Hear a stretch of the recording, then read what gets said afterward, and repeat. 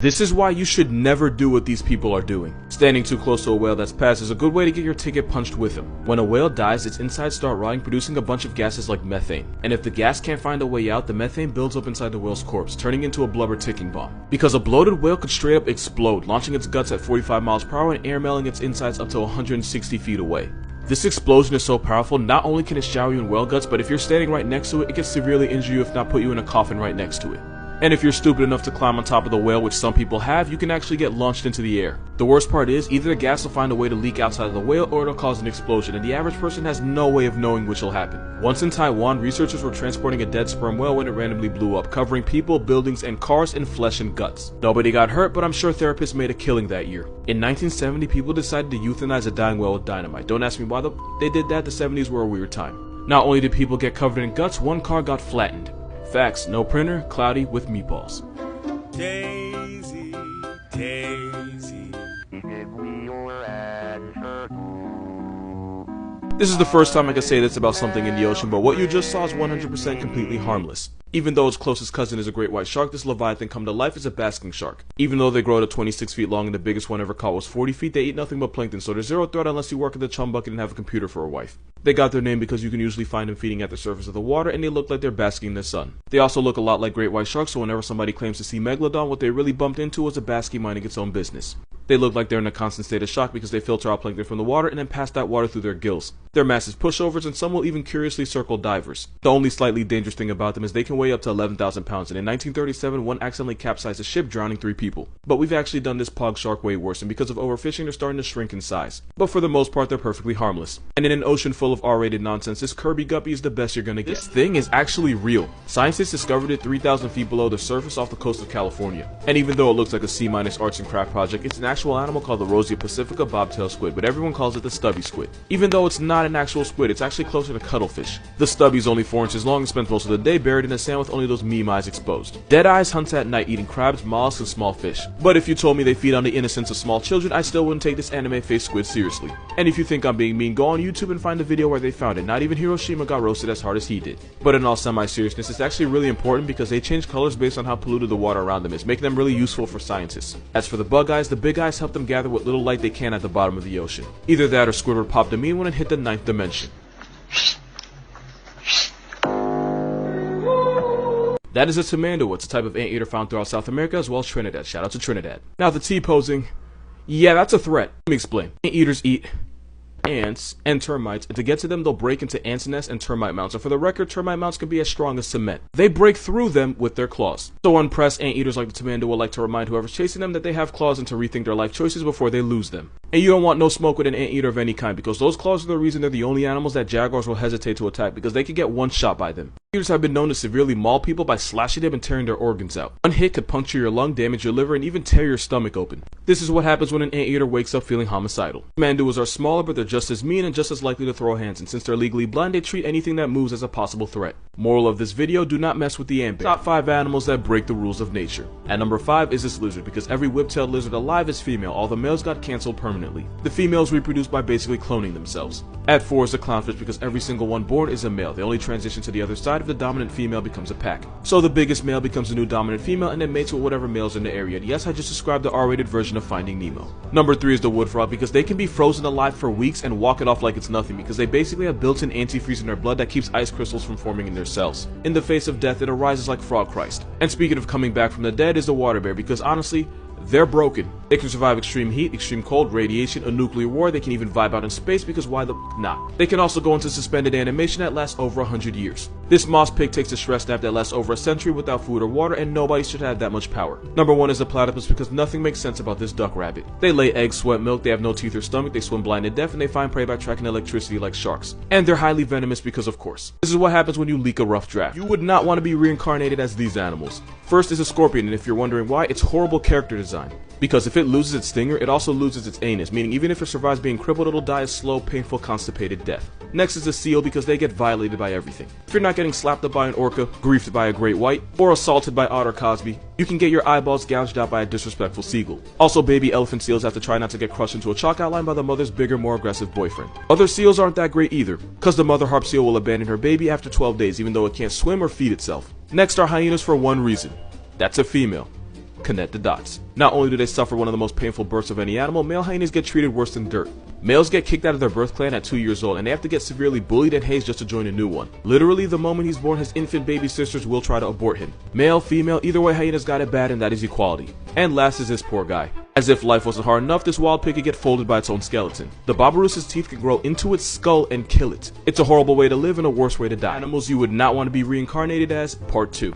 Ferrets, because if you're a female, you get 2 choices. If you go into heat but don't eventually get laid, you could expire to aplastic anemia. But if you do get to mate, the process involves you getting mauled, grabbed around the neck, and dragged across the room like you owe him money. Because in a whole move from nature, domestic violence actually stimulates ovulation, so the only way to get pregnant is to survive 50 Shades of Ferret. And speaking of middle fingers from nature, you would not want to be an adult mayfly for the simple fact that they don't have a mouth. And it's not like they just weren't born with them, no, they lose it as they mature, and their digestive system is filled with air and disappointment. You might be wondering how any animal lives like this, and the answer is simple. They don't. They cash in their V-card and become an obituary by the end of the day because nature went above and beyond to screw them. Sloths, because that nightmare you have where you try to run but everything's in slow motion is their entire existence. Baby sloths have to literally hold on for dear life because if the baby falls, you can almost guarantee the mother isn't going back down for it. Leaving the tree is the most dangerous part of a sloth's life, and since the mother can always have more, she'll just leave the baby to die. That is the worst kind of baby shower. They only poop once a week, and climbing down the tree to do this is how half of sloth fatalities happen. 3 animals you should legitimately be afraid of. Number 1 is the assassin bug, because even though most people have never heard of it, they kill about 12,000 people a year. They're also called the kissing bug because they have a nasty habit of biting the lips and faces of sleeping people and then defecating into wounds, passing on a parasite that can cause Chagas disease. This parasite can cause headaches, fever, and swelling, and 45% of people with chronic symptoms develop heart disease, which can lead to heart failure. You can also suffer digestive complications and nerve damage, and it's believed 6 million people carry it right now. Number 2 are snails, because they're responsible for well over 200,000 obituaries a year thanks to a nasty parasite of their own. Freshwater snails carry a parasitic worm that can cause schistosomiasis. Symptoms include excruciating abdominal pain, bloody urine and stool, and even kidney failure and liver damage. These parasites allegedly live rent-free in about 240 million people, and a lot of them have no idea. Number 3 are worms, because an estimated 3.5 billion people carry parasitic worms, and a lot of them will never know. One of the worst ones are filarial worms, because they can cause fluid to build up, resulting in a disease where your leg becomes the same size as an elephant's, and it's called elephantiasis. It can also affect another body part, and you do not want to Google. Other alligators care about their babies so much that they actually talk to them while they're still in the eggs. Mama gator will build a nest, bury the eggs, and then guard them with her life for about 2 months, and she'll even go without eating for weeks just so she doesn't have to leave them alone. When the baby alligators are ready to hatch, they'll cry out to the mother while inside the egg, and the mother will immediately dig them out. The babies will even start chirping from inside the egg just so the siblings can synchronize and make sure they all hatch at the same time. And if one of the babies has trouble hatching, it'll cry out to its mother while inside the egg, and the mother alligator will gently use her teeth to crack the egg to make it easier. After the babies are born, she'll look after them for about 3 years, and she'll carry them in her mouth to and from the water. And when they get bigger, they'll just ride on top of her. If you didn't like alligators before, you're welcome. In the last 33,000 years, dogs evolved a specific set of muscles that lets them raise their eyebrows, and their eyes themselves have become more expressive and infant-like.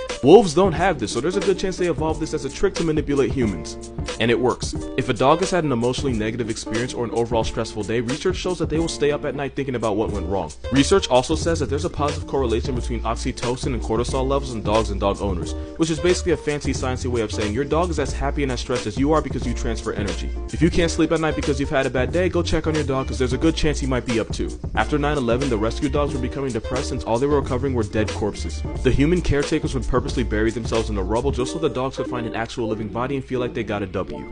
Male puppies will go out of their way to let female puppies win in play, since they know females will get discouraged if they keep losing, so the stronger males will purposely nerf themselves in play since they know doing so means the games will last longer. You love to see it. So I said that the devil will go ice skating before I ruin elephants. And apparently there's an ice rink in hell, so now I have to do it.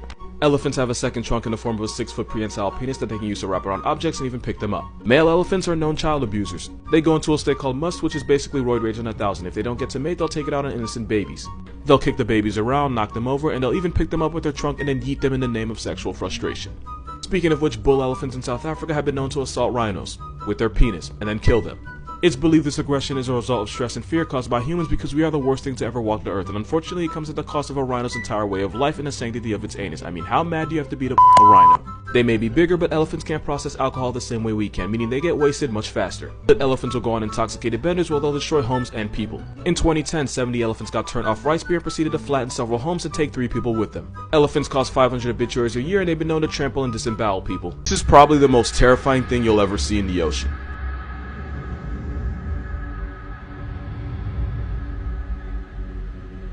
That thing is actually a big fin squid and is believed to grow up to 26 feet long. Scientists believe they hunt by dragging those freakish arms across the ocean floor, snatching up anything unlucky enough to accidentally brush up against it. But by far the scariest thing about this hell squid?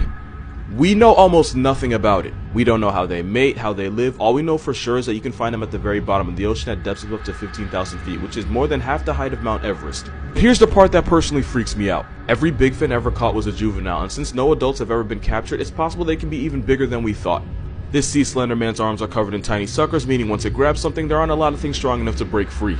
Those arms can be over 90% of their total body length, and they hold it at a 90-degree angle, which makes this violation against nature look like it's T-posing. As technology improves, we might have a chance to learn more about them. Which isn't a good thing, they need to stay in hell. Whale facts, but they slowly get more and more disturbing. Blue whales can produce 400 gallons of baby batter, but only 10% of it makes it to the female, meaning 360 gallons get dumped back out. In case you're wondering, that's 8.5 bathtubs of whale maker. Gray whales will go 3-player with 2 males and a female. While the first male is getting his rocks off, the second wing whale will swim underneath the female and help hold her in place for a process that can last up to an hour. And friendly reminder, almost every sea monster story ever told was really about a whale's penis, and I will never let y'all forget it. Sperm whales are so loud that their sound can vibrate you to death by either causing your lungs to collapse or an air bubble to form in your brain, which would instantly take you off the senses. Blue whales are big, but not a lot of people understand how big. You can hear a blue whale's heartbeat from a little more than 2 miles away. They can swallow almost 500,000 calories at once. Allegedly, a whale's fart bubble can enclose a full-grown horse. And because I am who I am, I have to tell you that the largest blue whale penis was about 16 feet long and weighed anywhere from 700 to 900 pounds. Blue whales don't spray water out of their blowholes the way you see in movies. It's actually warm air being forced out of the lungs. It's basically its breath. It's one of the most unholy smells that can ever assault your nose. Like burning rubber in a fish cemetery. Because of that video, there's now people that believe the ocean is salty because of whale sperm. And I'm not gonna lie, I wish it were true because of the look on people's faces when I tell them this is free therapy, but it isn't. Most of the ocean's salt comes from rocks on land because when acidic rain hits the rocks, it erodes them and causes them to release salt. The salt gets carried out in streams and rivers where it eventually reaches the ocean. The reason the ocean is so salty is because this has been happening for millions on billions of years. Some of the salt also comes from hydrothermal vents at the bottom of the ocean, but most of the time when you taste seawater, the salt came from a rock, not a whale that already has. So yeah, you don't have to worry about salty seawater. Besides, you should probably be more concerned with the fact that your perfume used to be made from whale vomit. The more you know. The fish you should be most afraid of isn't the shark. It's the stonefish because it can deliver venom powerful enough to cause crippling pain and toxic enough to activate your life insurance in less than 2 hours. This fish is armed with a venom called verrucotoxin, and as a neurotoxin, it shuts your body down from the inside. If you got stung, you would first feel incapacitating pain, swelling, and eventually numbness. But no worries, it gets worse. It always gets worse. If you don't get medical attention fast enough, the poison would destroy tissues in the body, cause uncontrollable twitching and shaking, and eventually paralysis, meaning it would get harder and harder to breathe until you eventually black out. Victims describe the pain as getting continuously hit with a sledgehammer all over the body, and even if you survive, you could still walk away with permanent nerve damage and muscle atrophy. But there's 2 big reasons why this Satan guppy might be the most dangerous fish on Earth. One is this picture. Because the stonefish looks like a stone, it's so easy to accidentally step on one, and when you do, those spines would get shoved up your foot, and the harder you step, the more poison gets pumped into you. And number 2, they can survive outside of water for up to 24 hours, meaning they don't have to be underwater to put you underground. Because Australia is the only place where mistaking a fish for a stone can get you the death penalty. You should never pick this shell up because it's actually one of the most venomous things on the planet. That's because the cone snail can shoot you with a harpoon at 400 miles per hour. That would be like getting struck by 14 Usain Bolts because ironically this snail is one of the fastest animals on the planet, being able to hit you almost as fast as you can blink. That's not the only thing fast about them because this murder slug was nicknamed cigarette snail because according to urban legend, if you got hit by one, you had enough time for a puff puff pass before you puff puff pass away. If you got stung, you would immediately feel extreme pain, swelling, numbness, and vomiting, but don't worry, it gets worse. It would escalate to muscle paralysis, double vision, and difficulty breathing, and once you get to that point, you can go ahead and start printing out shirts because you finna be on one. And even though the cigarette thing was an exaggeration, it could take only 5 to 8 hours for them to connect you to God's Wi-Fi. Now the problem with these snails is that they use venom to paralyze unlucky prey, and they'll even put them to sleep with a toxin that's 1,000 times more powerful than morphine, which works on fish and stupid people that pick them up. But they don't just use one though, like Tyson, they be on them combos. They can have 50 different toxins in their venom, which is why there is no antidote. The only cure is to try not to die and become a Snapchat memory. Your child can visit steamy jungles, grassy plains, and the dark depths of the ocean. I should probably explain what the hell this is. That was an angel shark, and that's the worst Call of Duty player you'll ever meet. The angel shark will lie motionless for days waiting for anything bite-sized to accidentally pass above its head so it can take its life. Sounds like a cheat code, but there's no referee in the ocean, so this camel shark stat pads kills like no other. But you don't have to worry about them snatching up your leg because they're only interested in fish, crustaceans, and mollusks like squid. That being said, angel sharks are a lot like electrical power sockets. They're only dangerous if you're stupid enough to poke them. Now you would think that's common sense, but because these sharks stay perfectly still, scuba divers think it's a good idea to touch them, and that makes these sharks go from mannequin challenge to homicide. Luckily, attacks are rare, and as long as you're not an idiot, this sea carpet won't fade you. Good thing too, cause there's a shark in this picture and he may not be an angel, but he'll turn you into one. 8 reasons why this is your new favorite fish.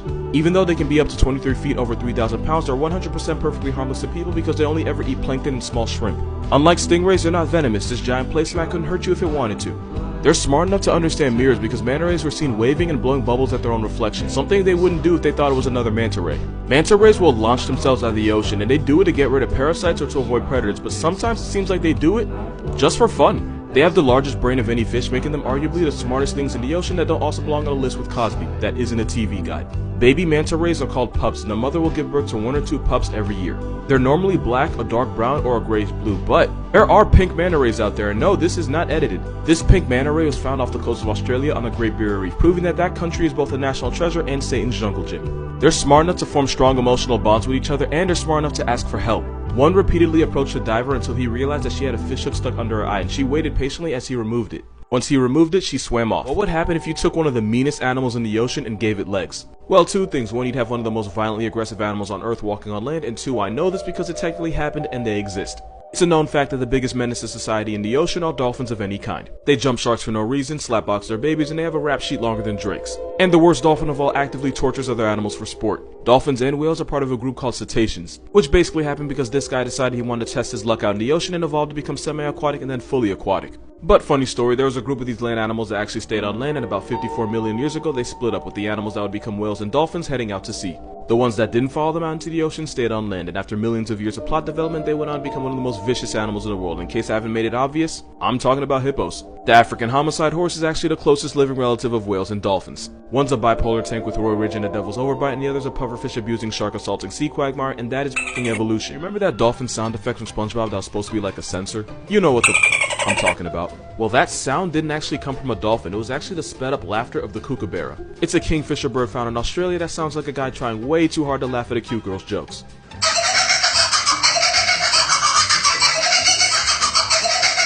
You may not be able to hear it, but when you double the playback speed, you can hear the sound that cartoons made you swear was a dolphin. 10 reasons why this bird is a threat to my mental health. Number 1, they clap crocodiles for fun and they do not apologize for it. And like a true predator, they prefer to go after the minors. That's not even the craziest thing they eat, but we'll get back to that. Number 2, the shoebill stork puts its prey on a shirt by decapitating it, assaulting it with that blunt force beak until it divorces its head from its body. It's as bad as you think. Number 3, there are unconfirmed reports of the shoebill stork eating a baby lechwe. For reference, this is what a lechwe is. How in the 4, they're 5 feet tall with an 8-foot wingspan. That's longer than LeBron's. Number 5, the shoebill stork isn't even a stork. It's part of the pelicaniform family, making this demonic animatronic related to pelicans. All of a sudden, this makes a lot of sense. It must be a family thing. And at 6 is the chicks, because shoebill stork chicks will actually try to take their siblings off the census, with the strongest one beating and bludgeoning the younger one. If the abused brother doesn't die from getting his skull bashed in, he'll expire to starvation because his mother won't even acknowledge his existence. Number 7, this pelican has a lifespan of 36 years, and that's just too long looking like that. Number 8, they don't make a lot of noise, but when they do, a war veteran gets PTSD.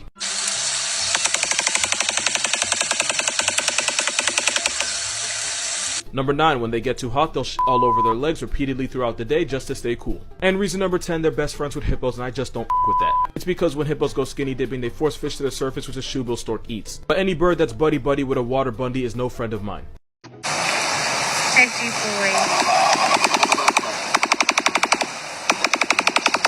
Okay, so I have one more thing about this thing that I think you should know. I can't explain why, but not only are they harmless to humans, they're actually friendly. This 5-foot head-snatching roid pigeon is calm around humans and it'll even let you approach their nest without becoming aggressive, which actually makes them one of the most popular birds for bird watchers in Africa. This is Sushi. Sushi looks like a hippogriff come to life, but he'll let anyone pet him as long as they bow to him first. If you don't, he'll fly to the other end of his enclosure. But if you bow, Sushi will accept your presence and allow you to pet him.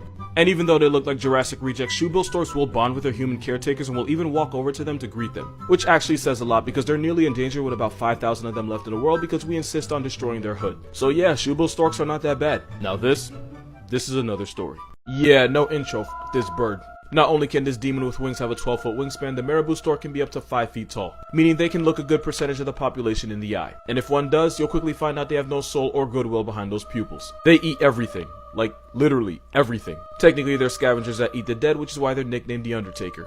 But best believe they'll snatch up anything that moves, including other birds, lizards, small mammals, and human children. Don't worry, we will get back to that. They be doing flamingos dirty. The reason they're bald is because they go neck deep inside rotting corpses. Also, this flying garbage disposal will feed on feces. That means poop. Their legs are white because they leak liquid ass all over them so that when it dries, it cools them off. But the marabou stork's favorite place to find food is in our garbage, which means two things. One, this dumpster's Tweety actually likes being around humans. And two, they are not afraid of us. And because marabou storks are highly aggressive and territorial, according to urban legend, there are some children that got put in a box because they got too close to them. Instead of delivering babies, this stork returns them. With a beak like that, I believe it. I'm a grown man, but if I ever walked into a bathroom and had a 5-foot testicle with wings looking back at me, I suddenly wouldn't need to use it. Also, that throat scrote is a guller pouch, and it's used to make noise to help attract a mate so this Satan turkey can make more of itself. Moral of this video, the marabou stork is an Avengers level threat to my mental health and a feathery antichrist whose vibe I will never f with. We need to talk about how disrespectful this bird is. This is a secretary bird, and they kill prey by kicking them in the head until they either tap out or flatline, and especially violate snakes. They'll river dance on a snake's head until its skull caves in, and the secretary bird can kick with a force 5 times its own body weight. That's like the average man Ronaldoing someone with 900 pounds of force. Their kick is so powerful that they can actually shatter the bones in your hand. Also, they're like 4 feet tall. The secretary bird will stomp around vegetation and bushes just so they can skull snatch anything that tries to escape. They'll also purposely wait around bushfires so that if any small animal tries to run for its life, this bird will take it from it anyway by curb stomping them. And they can wig split their ops in 15 milliseconds, meaning in the time it takes for you to blink, they can strike multiple times. And like I said, they're 100% on site with snakes because they'll smash their heads in until they're either paralyzed or dead and then proceed to eat them. Also, this raptor can fly. Because of course they can. And they do all this while looking like a recently divorced velociraptor that got out of pocket with the child support. This is not a bird, it's Jurassic Park in yoga pants. With a thigh gap, y'all could never. Next time someone tells you dinosaurs went extinct, just remember this African homicide chicken tap dances on the graves of snakes, and anyone else that tries to test it. Never wanted to make a video like this because I always try to be unproblematic and I stay away from the whole TikTok drama thing, but unfortunately this creator went too far. Because I was having a good day and then she sent me this. I have not known peace ever since I've seen this. I'm gonna make it your problem. That is a uropygeal gland. Most birds have it and it's basically an oil dispenser. The same way you rub Vaseline on your chapped ass lips, the bird will rub the gland and then spread the oils on its feathers to maintain and waterproof them. And of course there's this nonsense right here. Toucans have really thin, stretchy skin to the point where it's translucent when stretched out, and at some points you can even see muscles, tendons, and bones. I still hate it. And then there's the eyes. Toucans have an extra eye membrane that serves as an inner shield. Basically, it's foreskin for their eyeballs. And for those of you that think toucans are parrots, they're actually woodpeckers on steroids. I'm not even kidding. Toucans are part of the Ramphastidae family, and one of their closest relatives are woodpeckers. Which means this is accurate. And I don't know what this is, but I'm not going to be the one to explain it. And I'm not letting y'all forget what their tongues look like. And even though their tongues don't wrap around their brains like woodpeckers, knowing that it has that for a tongue still makes me itch. That tongue is basically to shove their victims back into their mouth. And another thing, yes, toucans do eat mostly fruit, but they're not vegans. They'll also murk baby birds, bats, frogs, and honestly anything else that can fit down their throat. The greatest trick Fruit Loops ever pulled was convincing me that toucans were just innocent little hippie parrots. At least the babies are cute.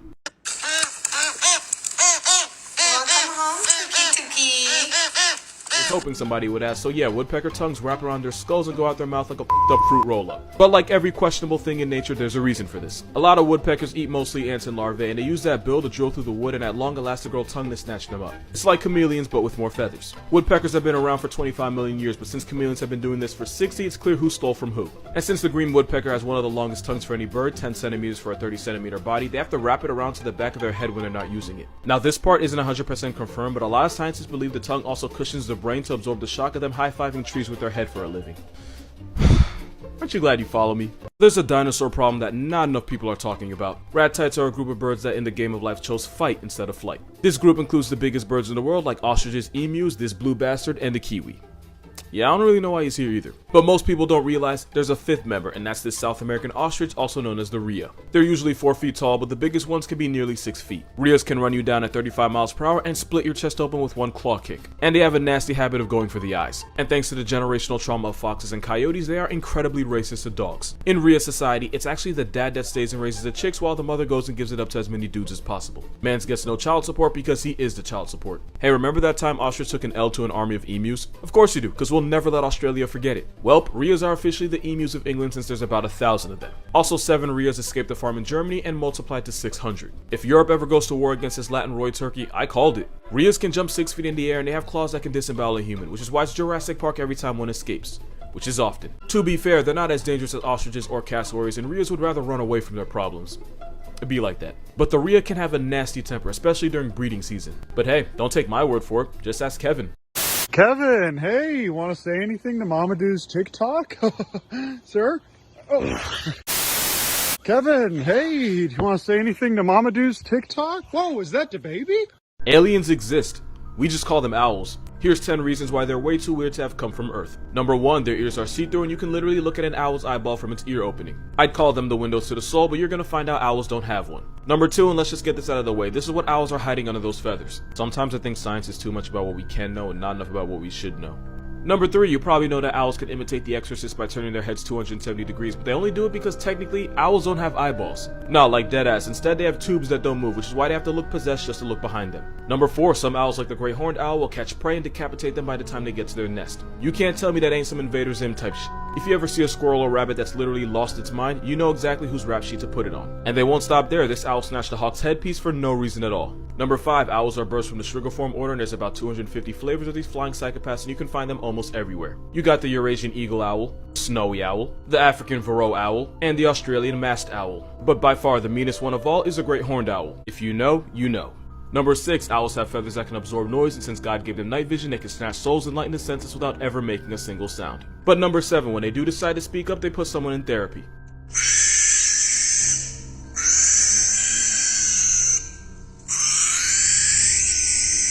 Number 8, they're racist to other birds. The very symbol of our country often gets bullied by owls, and they hate crows on a generational level. If a crow breeds, an owl will take it personally and put an end to it. Number 9, owls swallow their prey whole, no bevan, nothing, and then vomit the parts they can't eat like bones, teeth, and fur into this little pellet package. And for some reason schools had children dissected, like what the was that even about?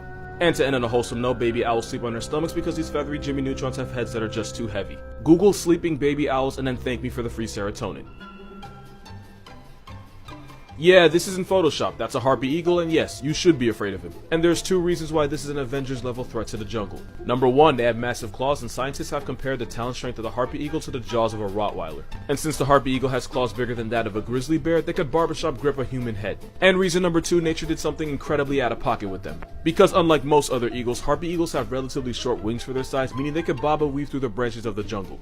Which also means this is the only eagle where hiding in the trees means nothing. You would still get worked, murked, and put on a shirt. Because of this, harpy eagles will make a victim out of monkeys, sloths, opossums, iguanas, and they'll even friendly fire other birds like macaws. This flying paralysis demon is found from Mexico through Central America all the way down South America to Argentina. But don't worry, its shadow clone is a crowned eagle and can be found terrorizing Southern Africa. I forgot to mention they can carry animals heavier than they are. Just know that if you ever hear this sound, your time has come.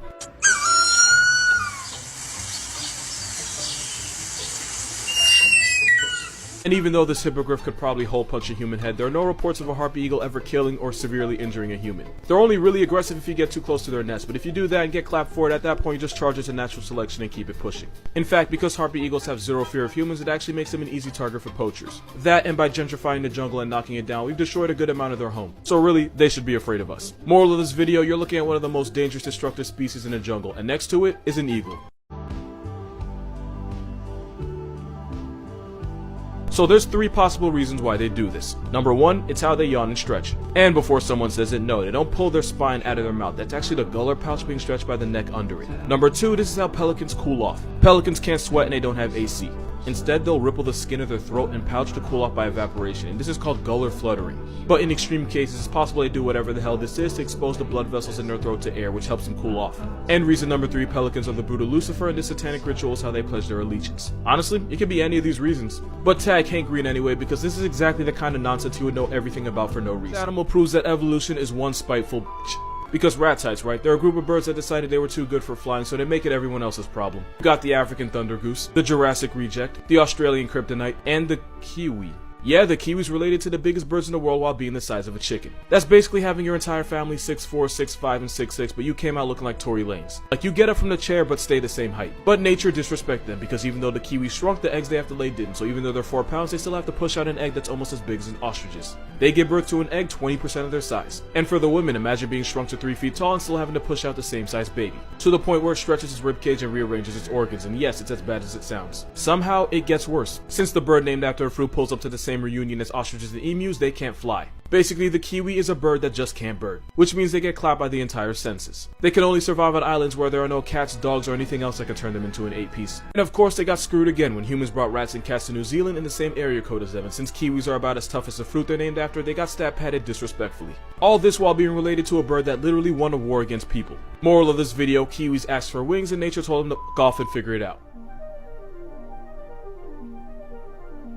Jurassic Park's real, and so is this bird. That is an Andean condor, and it can have a wingspan of just under 11 feet. That is no cap, a shack and a half. And even though they look like a satanic testicle, they are 100% harmless. They're vultures on steroids that only eat the dead because they don't want smoke with the living. That wasn't a joke, they're a type of New World vulture, and there's two types, the Andean and California condor. And this aesthetically challenged turkey proves that love is blind, because this scrotum pigeon mates for life. To shoot his shot, the male condor turns his head red, puffs out his neck feathers, and approaches the female. If she lowers her head at him, it means bro won, and they'll stay together for close to, if not life. They love getting high. Condors vibe at 15,000 feet, and since they have huge wings, they can stay in the air for ridiculous amounts of time without flapping. One condor actually flew for 5 hours, covered over 100 miles, and didn't flap once. And when you live like that, you can live a long time, which is why the California condor can live for up to 80 years, and also why people used to think it was immortal. But they're not. California condors are critically endangered due to most of them getting clapped by poaching, lead poisoning, and habitat loss. So basically us. God gave us thumbs and everyone else has to pay for it. Fun fact, actually really sad fact, Johnny Cash nearly erased the entire condor census after causing a fire that almost wiped them all out. There's about 7,000 Andean condors but only 500 Californians, and if I could trade them for every LA wannabe influencer, I would, and I don't apologize for it. But we have been helping this bird out by raising their chicks. That's actually a puppet head feeding a baby so it doesn't get used to humans. They might be down bad now, but in 1987 there was only 27 of them left. Basically they got cancelled but got their contract renewed, so this dinosaur just might be alright.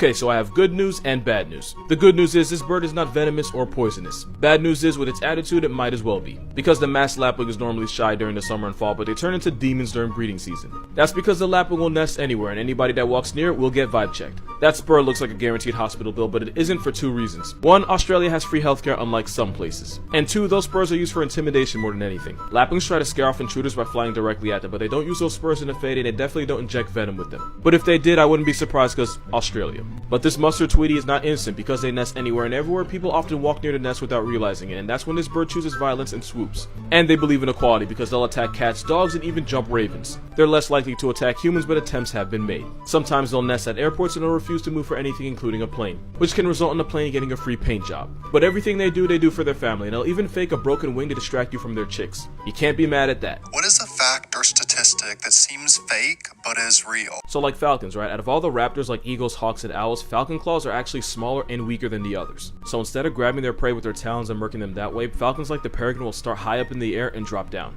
I swear this is gonna make sense soon enough. So they turn themselves into missiles that can max out at 240 miles per hour. That's almost 9 Usain Bolts. This falcon deratio will target its victim, but because its claws are weaker than the other raptors, instead they'll ball up their feet, basically making a fist and hitting their prey so hard it folds their spine. So yeah, falcon punch is a real ass thing, and it is devastating. Octopus are highly intelligent, and scientists believe they have the same cognitive ability as a 2-year-old human. Which might not seem impressive, but that means octopus are on the same IQ level as some dogs. They're even smart enough to use tools, whether it's using the tentacles of the venomous man-o-war as a weapon, which they actually do, or carrying a coconut around to keep as a travel-sized panic room. But being smart is the only thing they have going for them. First of all, most octopus come into the world as orphans. The mother octopus will spend months guarding and watching her nursery of up to 50,000 eggs. Since it's too dangerous to leave them alone, and since there's no daycare underwater, she often won't eat the entire time. Which means once the clutch of eggs are finally ready to hatch, the mother is shriveling, starving, and ready to become initials on a Twitter bio. Struggle doesn't end there. In fact, that's when it starts. These babies the size of a grain of rice have to figure out life in an ocean full of animals that'll actually try to put an end to it. It's so bad that out of the 50,000 children, if more than 2 survive to adulthood, it's considered overachieving. That honestly wouldn't be a big deal if nature didn't already nerf them with their lifespan. It's so ridiculously short that a majority of octopus species that live life to the fullest still won't be alive for their first birthday. Being an octopus means you can be born on New Year's, have a midlife crisis by June, only to be a memory by October. Giving an animal high intelligence just to cut its life after 1 to 2 years just seems like an intentional dick move. And because they have no shell or no armor, they'd honestly be lucky to live that long. Having no real way to defend themselves means a good number of them end up a sea lion's chew toy or a dolphin's frisbee. To be fair, octopus do have camouflage, in some cases highly toxic venom, but for the most part they get bodied by most of the ocean. And to add insult to injury, every octopus you see is probably a virgin because once they get laid, they die. You already saw what happens to the mother, but where the daddy at? Once the male octopus mates, he basically just gives up on life. The male octopus that's catched in his V-card will swim around catatonically until he either gets torn apart by predators or dies of starvation as his body falls apart due to senescence. Not like it really matters because most female octopus are bigger than the males and sometimes they'll attack and cannibalize him during. But one thing's for sure, if his date doesn't put him out of commission, his post-nut clarity will. Octopus don't live long, but for the months they're alive, their entire existence is a jihad. Now you know why Squidward couldn't give a if a paid him. At least with the octopus it just seems to be really bad luck. They may be a victim of circumstance, but at least you get the idea that nature didn't go out of its way to screw them. Not like with this bird. Kiwi bird is probably the best proof that evolution ain't perfect. This tiny bird is actually part of the rat-type family.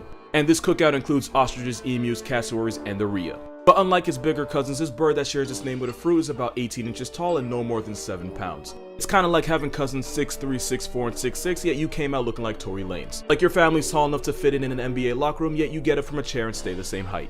But of course nature wasn't done screwing with this bird because like its relatives, they can't fly. Totally flightless, and despite being related to ostriches, a Jurassic reject, and a bird that literally won a war against Australia, kiwi's about as defenseless as the fruit that got named after it. Basically, you're looking at a bird that can't bird. The kiwi is such light work that they can only survive on islands without any mammalian predators because they're really a couple stray cats away from being put in the history books. And somehow, that's not it. Because nature shrunk everything about this bird. Everything except the eggs they have to push out of their body. Despite being about 60 times smaller, kiwis have to deal with eggs nearly the same size as an ostrich's. And at 20% of its body weight, that would be like the average woman birthing a 35-pound baby, with the same equipment. It's such a hell to live that the egg actually rearranges the bird's organs and stretches its rib cage. There's too many things wrong with them for me not to think nature had serious beef with this bird. Especially when you realize the kiwi's closest ancestor was the elephant bird, which was about 10 feet, 1,600 pounds. So yeah, they got nerfed bad. At least they didn't get hit as hard as, say, the sloth. For being completely honest here, the sloth has almost nothing going for it. Because they insisted on eating nothing but leaves, their diet makes them one of the slowest animals on the planet. Because they physically can't afford to spend energy they don't have, because going into debt would mean death. It's to the point where baby sloths have to quite literally hold on for dear life because if it falls to the jungle floor, the mother likely won't waste the energy trying to get it back. And that's because if you're a sloth, leaving this tree is the most dangerous thing you'll ever do. Sloths only poop about once a week, and when they do, they'll climb out of the tree and get on the ground to do it. Why they don't just drop a deuce from the trees, I couldn't tell you. Nobody knows what goes on in their heads. But this means about half of all sloth deaths involve getting clapped on the toilet like Elvis. One thing sloths have going for them is that they're so mind-numbingly slow that algae actually grows on them, giving them free camouflage. But there's a catch. There is always a catch. When one of your biggest ops is an eagle with quite literally some of the best eyes in the world, wearing a moss blanket isn't going to amount to too much. And you know evolution was actively f***ing with them because sloths are actually really good swimmers and can hold their breath for 40 minutes longer than dolphins and seals. But it means almost nothing when most of the time they go swimming is by accident when they fall out of a tree. And that weak ass doggy paddle might save them from drowning, but it won't save them from getting murked by an anaconda or a black caiman. But the really sad part is, sloths could actually be way better than this. Its close relatives, the armadillo and anteater, are able to put the same claws that it has to good use, and anteaters have even been known to swing on jaguars. You have a homicidal vacuum cleaner that has put jaguars and people in coffins, and then you have a moss blanket with a face. Just like the kiwi, the sloth used to be better than this. Megatherium, aka the giant ground sloth, was in the same weight class as elephants and they actually knew how to use those claws. So much so that if Ice Age were realistic, Sid would have worn Diego's ass like a fur coat. But its massive size ended up screwing it in the end as they basically got hunted into oblivion by humans, leaving us now with the virtually defenseless, dead-eyed, slower than molasses algae apartment that we call the sloth. You know that thing on TV where it's like someone gets a genie that grants wishes but only does so in a way that horribly bends them over in the end and the moral's supposed to be careful what you wish for? That basically sums up this next animal because it looks like it got finessed by a genie in one of the most disrespectful ways possible.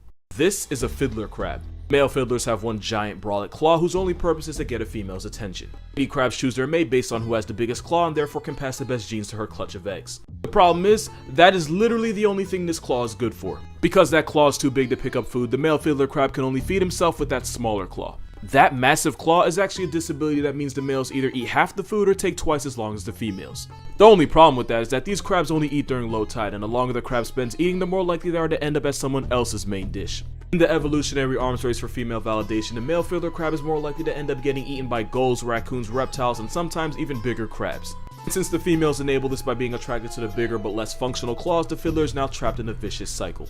By preferring males with a trait that quite literally gets them put on a shirt, the females indirectly screw the next generation. Gotta be careful what you wish for, especially if you're this next animal. Because the peacock has the same problem on steroids. We can all agree that the peacock is the biggest flexor in the animal kingdom, and rightfully so. And just like with the crab and basically every other aspect of life, bigger is most certainly better. The more colorful and eye-catching, the better the peacock's chances at bagging a peahen. They'll even shimmy their tail feathers in a way that hypnotizes any female watching. But like I said, never make a deal with a genie. Because the good news is a peacock showing off will always be the center of attention. Bad news is sometimes that attention comes from a 700-pound assault weapon with stripes. And because those tail feathers are so heavy, not only can't the peacock see behind itself, even if it does see death coming, it takes them longer to get off the ground and out of the tiger's reach. Just like with the crab, the peacock's biggest flex is often what gets it buried. In a cruel twist from fate, the peacocks that are safer from tigers are usually the ones that get less attention from females. So by having a preference, the peahens doom their future children to a fate of ultimately ending up as a tiger's toothpick. The peacock and fiddler both got handed massive L's from nature, but at least you can see the thought process behind it. Having huge claws and fancy feathers attracts females, so technically it does serve a purpose. In comparison, the Luna moth got shafted for no reason at all. To make a long story short, adult Luna moths don't have a mouth and therefore can't eat. The only thing keeping them alive is the energy they stored as caterpillars, but once that runs out, so does their time. Luna moths live for about a week, just long enough to reproduce and doom their children to the same fate of a non-consensual hunger strike. If you ask Google why the Luna moth doesn't have a mouth, it'll tell you because its only purpose is to mate. Which is really nature not giving a fraction of a about them. Yeah, that's cruel. Question is, what could possibly be crueler? Well, if you know what this is, you probably have the answer. This is a sea louse. It's a member of the Caligidae family of copepods, which is basically just a bunch of small crustaceans. You probably noticed that for the peacocks and the crabs, it was the guys getting the worst of it. Apparently nature believes in a weird form of equality because right now it's up for the girls. The horror show starts when a male sea louse kidnaps a much smaller female and then forcibly drags her into what I can only describe as a crustacean sex dungeon, where he can have up to 20 other victims also trapped. It's at this moment where this movie loses its rating because the male will forcibly impregnate every last female in his burrow, and this often involves penetrating her abdomen. Don't worry, it gets worse. As her brood of children that she never asked for begin to grow, they decide to start eating their way out. Eventually, the mother's body splits open as her nursery of psychopaths rush out of her now mutilated husk of a corpse. This might be one of the only times where the babies abort the mother. She doesn't even really get to give birth, her children just bring her death. You might be wondering why evolution would even give this nonsense the green light. Well, the newborn sea louse are entering an ocean full of danger, and having a full meal before they make it out on their own apparently increases their chance of survival. And by cannibalizing their own mother, it's basically a home-cooked meal. Somehow, this isn't even the worst birth on this list. That title belongs to the hyena because straight up death is actually better than what they go through. Female hyenas evolved a pseudo-penis that's so similar to the real thing, it's actually difficult to tell males and females apart. This is actually a female. Only problem is, it's not just for show, they actually have to give birth to that thing, and yes, it's every bit as painful as you think. And just to somehow make it even worse relative to the mother's size, hyenas have to give birth to the largest cubs of any carnivore, and they have to do it through a penis. A good amount of first-time mothers don't even survive this because the process involves rupturing and splitting open the pseudo to make it easier for the cub. But the cubs don't get it easy either. About 60% of hyena cubs will suffocate on the way out and become past tense before technically even joining the present. And you would think because this directly affects the mother and the cub that evolution would have patched this. But apparently nature and Lion King have something in common when it comes to doing hyenas dirty. But if we're talking about an animal that got done dirty, this picture kind of speaks for itself. Matter of fact, this is probably going to be the thumbnail because this is nature at its grimiest. A lot of y'all probably knew this animal was coming just from reading the title, but for those of you that didn't, that was the skull of the babirusa. It's a wild pig found in Indonesian islands like Sulawesi. If you already knew that, it's probably because of those teeth. Those tusks penetrate out of its snout only to do a complete 180 and head right back towards its face. If the male babirusa can't wear down this hellish overbite or he doesn't lose them in a fight, then the teeth will end up growing right back into his head, penetrating the skull and ultimately piercing the brain. The worst part of it all is that by the time it gets clapped by its own dental plan, the babirusa's probably already had children and therefore passed on its bullshit to its kids. It's a lot like Parkinson's. Okay, hear me out. The problem with Parkinson's is that it usually develops late in life, usually around the age of 60. And patients can have it for years without being diagnosed. So by the time they do find out, it's possible they could have already had kids and grandkids that they could have passed it off to. See the problem, right? The only good thing is that it's somewhat rare for a child to inherit Parkinson's from their parents. The babirusa, not so lucky. And as long as females find big tusks attractive, and as long as the tusks only murk them after they've had babies, this pig is going to be screwed eternally and evolution can't even stop it. But when you talk about being sodomized by the fleshy phallus of nature, you're probably talking about cheetahs. If you watch Tier Zoo, if you're watching this, you probably do. You probably heard him say that cheetahs are F-tier garbage that either need to be buffed or just vaulted out of their misery. I love cheetahs, I really do, but out of every animal on this list, evolution might have bodied the cheetah the hardest, and for one simple reason. Cheetahs are really fast. That is all they have. Cheetahs are a textbook example of why you should never dump all your evolution points in one skill, because you'll just get bent over in every other aspect of life. Because they're built for speed and absolutely nothing else, cheetahs often get bullied by other predators, especially lions and hyenas. And because cheetahs have to expend so much energy just to make a kill, it forces them to rest right after, which makes it really easy for other animals to just step in and run their pockets. But for real, if you're a cat and a bird that literally only eats the dead is able to run you off, you got a lot of problems. Worst part is, cheetahs could easily avoid all of this. Leopards are also lightweight solitary hunters that occasionally get their food stolen, but they're able to carry their kills up in trees where they can't get harassed by scavengers. But in the evolutionary race for speed, cheetahs evolved non-retractable claws to use as cleats to keep traction while running. which is why cheetahs can't climb trees, so they gotta get violated on the ground. Cheetahs are such pushovers that one hyena can successfully rob several cheetahs right in their face and then dare them to do something about it. Cheetahs compromised everything for speed, so now they get to speed run through life. About 70% of cheetah cubs born in the wild will be 6 feet under before their first birthday. And just to add on to that, because why the hell not, thanks to genetic bottleneck, a majority of the cheetah population is highly inbred. What you're looking at is a cat that doesn't really know how to cat. Because instead of roaring like lions, tigers, and leopards, the best this spotted doormat can do is chirp like a bird. Matter of fact, if you YouTube it real quick, you'll find they make every sound that isn't a roar.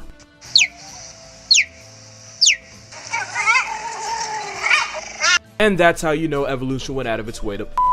Cheetahs have been around for about 3 million years and decided they were just gonna I am speed their way through life. And because of that, unless it's a 100-meter dash or a bird call contest, this overgrown house cat loses every single time. Obviously there's a lot of good things about the cheetah, but not nearly enough to justify the abuse they go through. Which is probably why a majority of cheetahs in captivity experience severe anxiety so bad that it prevents them from mating and they need an emotional support dog. Which is cute, don't get me wrong, but it's another reason why cheetahs are dangerously close to being the pandas of cats, and that's not something anyone wants to be. And don't get it twisted, I don't enjoy roasting cheetahs, I actually really love them, but if nature has favorites, this Cheeto's mascot isn't one of them. Dolphins have been known to play with themselves by wrapping live wriggling eels around their dolphin doorknobs. Oh, you know it gets worse. Dolphins will also divorce a fish's head from its body and then use the disembodied fish head as a fish light. There's videos.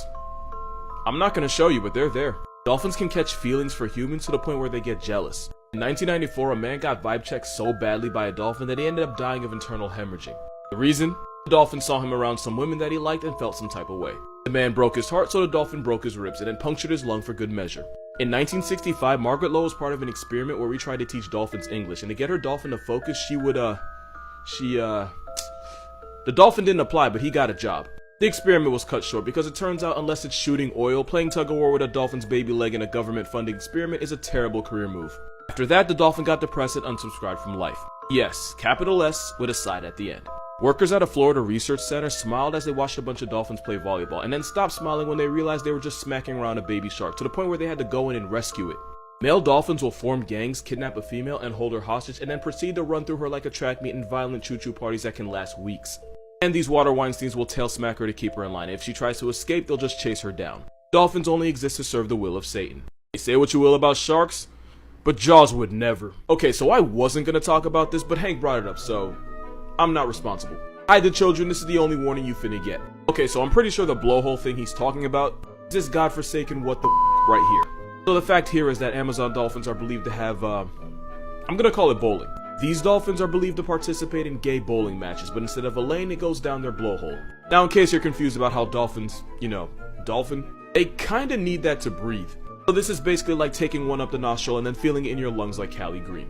And considering dolphins will use live eels and decapitated fish heads as toys, I had no problem believing this. However, I was researching this because that's what my life has become, and I read that a dolphin research associate had said that he had never seen a dolphin violate another's blowhole like this.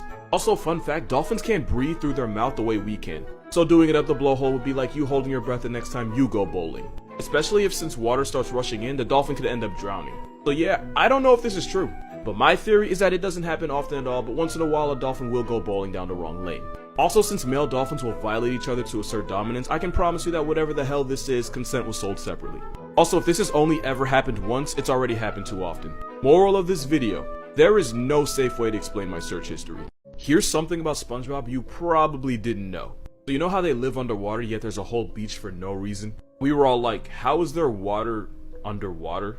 Well, there's actually such a thing as underwater lakes and rivers. In places like the Gulf of Mexico, seawater will often rise through the thick layer of salt that you'll often find at the sea floor.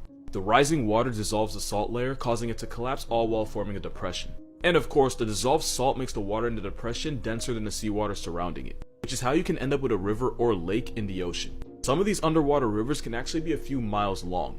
And underwater rivers, which are really just a mixture of saltwater and hydrogen sulfide, behave and flow as normal rivers. Now here's where I f**k you up.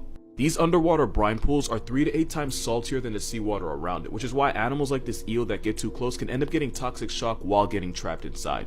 So in a weird way, it's actually possible for underwater animals to drown inside these brine pools. This eel got lucky, but normally most animals that mess around and get that close don't come out alive. Moral of this video, Hillenberg was a f***ing genius. And just because of this comment, I'm finna f*** y'all up.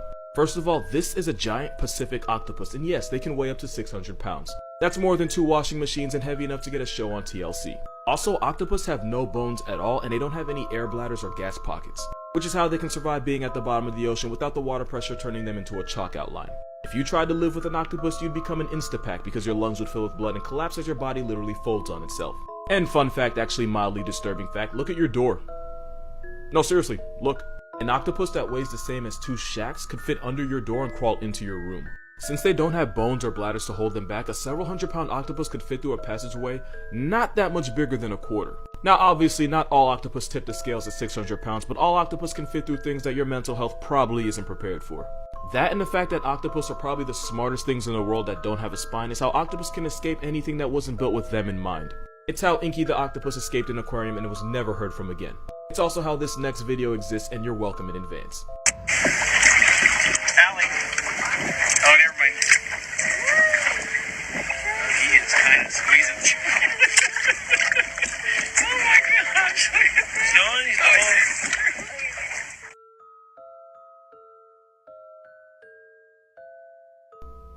No, I'm not doing this alone.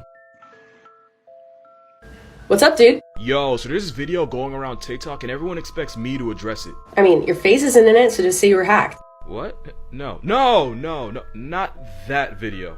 Oh! Not like the weird-ass ocean demon thing. People want to know what it is, and I am not strong enough to handle it alone. I mean, it's definitely some sort of primate with the forward-facing eyes like that. I could see how people think it's a weird human demon thing because it doesn't have any fur. See, now that's what I thought. I figured with the skull structure and the canine teeth, whatever it is, or was, it's probably an omnivore that just ate whatever it felt like. Kind of like us. And you said it was found on the coast of Panama, right? Yeah, it was in like Playa Vinal in Panama. Also, it had these long, lanky arms that was like almost too long for itself. Like Kevin Durant arms on a Kevin Hart body. I mean, it's hard to tell because it's so washed up, but okay, primate on the coast of Panama and super long legs.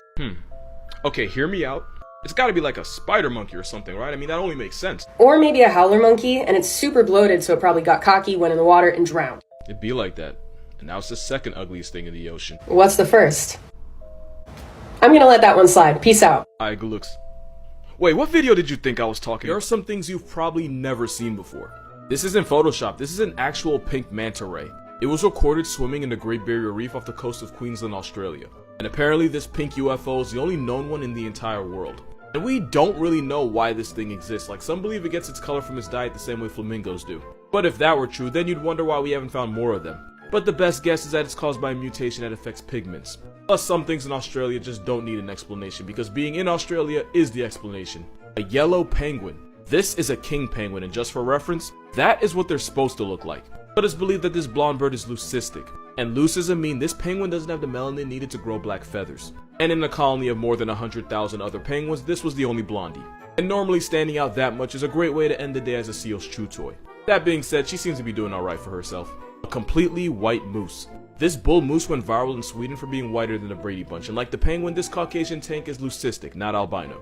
A big difference is an albino would have pink eyes, but this moose has brown. And normally wearing white in the woods is like wearing a target on your back while walking through a shooting range. In a lot of places, the white moose are protected by law. The MOCs, they can go themselves. Fun fact, in Canada, it's illegal to take the life of a moose that's more than 50% white in color. You can be 7 feet tall with antlers and body odor and still have white privilege. Now, ain't that a b****? Here are some more things that you've probably never seen before. Yes, that is a polka dot zebra. It was first seen in 2019 in Kenya when it was just a baby, and apparently it's the first of its kind to ever get caught on camera. The reason for this Klondike horse is because of pseudomelanism, which causes dark spots and stripes to cover most of an animal's body. And it's called pseudomelanism because this is what full-on melanism looks like. Zebras like this are so rare because without normal stripes, it's easier for them to get picked off by predators, and they're more vulnerable to disease-causing flies. That being said, to my knowledge, it's still alive. Her name is Tira, and there she is with her mama. A white giraffe, aka proof that shiny Pokemon really do be out here. And just like the other animals, this giraffe has leucism, which causes it to lose most of its skin pigmentation. Because we simply refuse to have nice things, most Caucasian giraffes end up getting turned into trophies by poachers. You can tell a lot about a man by the animals he kills. The bigger and more rare the animal, the more likely he buys jockstraps from Baby Gat. But it's not all bad. To keep this snow white giraffe alive, rangers put a GPS tracking device on him so they could always watch over him. And now we have this snake right here. This is a piebald python, and piebald is when an animal has patterns of unpigmented spots on pigmented hair or skin, or in this case scales. An example would be this equality symbol of a horse, since the white parts are the unpigmented sections. is. If it helps you remember, the word piebald is because the white patches of skin or scales are considered the bald part. And you can actually own one since people started breeding piebald pythons as pets. I have no idea how long it took me to say that sentence. If you know someone that hates snakes, show them this baby piebald and watch how fast they fold. I can personally guarantee you it's cuter than any snake you've ever dated. According to zookeepers, here are the animals you actually have to worry about. Zebras are fundamentally problematic, and they cause as many injuries to zookeepers as any other animal. They're not just horses from Africa, they're Oreo donkeys that share an area code with lions, leopards, and hyenas. All that generational trauma has made zebras aggressive, stubborn, and worst of all, unpredictable. If a 900-pound male zebra has a temper tantrum, one kick can shatter your ribs and one bite can destroy nerves in your hand. Yeah, there's a reason we can ride horses but not zebras. Anteaters are dangerous for the simple fact that they're blind. Anteaters are legally blind, and unless you're right in its face, it won't recognize you, and if you're just close enough, it can barely make out fuzzy images. But being blind in the same neighborhood as jaguars breeds trust issues, which is why if the anteater feels even slightly threatened, they will swing on you. Those hooked claws can easily tear through your arm, and if they manage to cut one of your arteries, it's up for you. One zookeeper in Argentina got put on the news after a giant anteater slashed her stomach open and she bled out. Yeah, they don't play. And no, this is not a joke. It's because monkeys like tamarins are cute. So cute that some people forget that they have razor-sharp teeth that can break skin. That and the fact that people are dumb enough to stick their fingers in cages is why if you ask which animal sent the most people to the hospital in the Jersey Wildlife Trust, you'll see this ginger monkey's mugshot. What's a hill that you're willing to die on 1,000% of the time?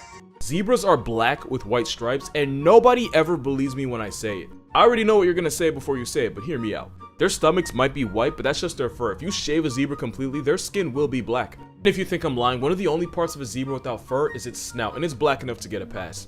But if you really want me to be a nerd about it, zebra fur grows from follicles that have melanocyte cells, which gives them their color. But the white part of a zebra's fur is where the melanocytes are deactivating, meaning it's only white because there aren't any pigments. Which means a zebra's default color is actually black. Which means this biracial donkey, which isn't a joke by the way, zebras are closer to wild donkeys than actual horses, just saying.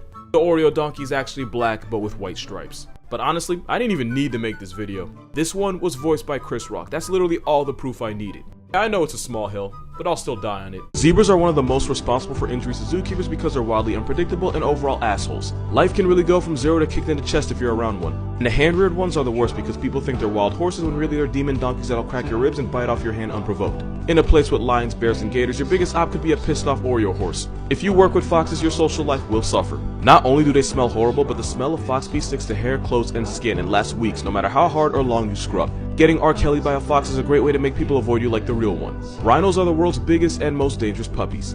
White rhinos will eat out of your hand and they love being scratched. For a 5,000-pound armored truck with legs, they have the personality of a Labrador. With ducks, you never want to have more males than females. As a rule, you need 4 to 6 males for every female because if you don't, the males will get aggressive and jump the female. I couldn't find the TikTok, but basically she was saying a female duck lost her eye because during a particularly violent session, one of the males got impatient and ripped her eyeball out. And since it usually happens in water, multiple males could possibly drown the female. If it is in water, they could break her bones. Animal secrets zookeepers might not want to tell you, part 2. Anteaters are way meaner than they get credit for, and sometimes they'll just snap and take a life for no reason. Like, even jaguars would hesitate to attack them because they're really only one swing away from being a memory. One anteater mauled a zookeeper so badly that she had severe liver, stomach, and lung damage. And she died. You watch your back if you're in his hood. Tortoises are jaw-droppingly stupid. If you leave a bucket around them, they will 100% try to make babies with it, and they'll even give the treatment to an extra curvy boulder. Orangutans are evil pickpocketing geniuses that'll steal items of importance and only return them in exchange for food. Sometimes they'll even break up the object and hand it back piece by piece in order to extort more food, which is unfortunate if they steal your phone, and even worse if they steal an animal like an opossum. It's happened. This isn't a secret, but if you've ever seen a zookeeper cleaning an enclosure and you jokingly said something like, "I wonder what animal that is," I can guarantee you that day you got silently cursed out in ways you didn't even know possible. Giraffes can seriously mess you up out of nowhere. Males fight for females by necking, and it's exactly what it sounds like. Sometimes they'll take a swing at keepers not paying attention just to be a dick, and if they connect, they will send you flying. The one day they're not nice is the day someone gets put on CNN. Animal facts zookeepers might not want to tell you, part 3. Koalas are teddy bears with the personality of a chainsaw, and if you have to carry an animal out of its enclosure, you'd have an easier time manhandling a crocodile. They claw, they bite, and they are dicks to other animals. Every time a keeper picks one up, their health insurance goes up. Aquariums will have captive breeding programs for dolphins, but since they're difficult to transport for mating, they'll use artificial insemination. Meaning someone gets paid to give Flipper a happy ending and collect the baby maker, and the dolphins are so smart they'll recognize whose job it is, and when they see them, they'll roll over and present themselves. If you irritate a member of the Camelidae family, like llamas, alpacas, vicuñas, and of course camels, they don't just spit on you. Zookeepers just say it's spit so you don't totally freak out. What they actually do is regurgitate the contents of their stomach, mix it with saliva, and launch it in the face of whoever's annoying them.